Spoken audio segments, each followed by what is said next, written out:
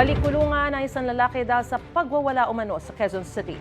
Nakuhanan siya ng mga otoridad ng hindi lisensyadong baril, bagay na itinanggi niyang pag-aari niya.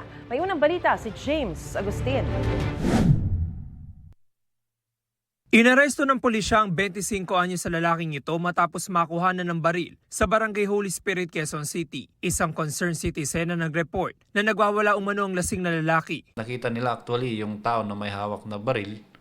So, in-identify nila yung sarili na as police officers. Kinausap nila ng maayos para i-surrender sana yung baril. Kaya lang mayroong resistance, hindi niya na-surrender yung baril niya. So, nagkaroon ng pagkakataon nitong isang police para i-grab actually yung baril ng suspect, which is eventually naman nakuha niya. Nakuha mula sa suspect ang isang baril na kargado ng mga bala. Nang hinga ng kaukulang dokumento, wala raw maipakita ang suspect. Wala siyang record yung suspect natin na mayroong siyang lisensya to possess firearms.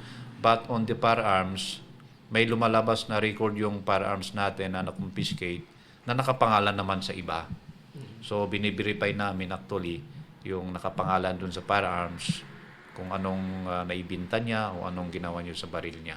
Taong 2018 nang makulong ang suspect dahil sa kaso may kinalaman sa droga. Itinanggi niyang may nakuha ang baril sa kanya. Nag-inom man lang po kami.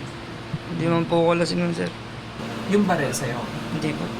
Nakadetain sa QCPD Station 14 ng suspect. Maharap siya sa reklamong paglabag sa Comprehensive Firearms and Ammunition Regulation Act in relation to Omnibus Election Code. Ito ang unang balita. James Agustin para sa GMA Integrated News.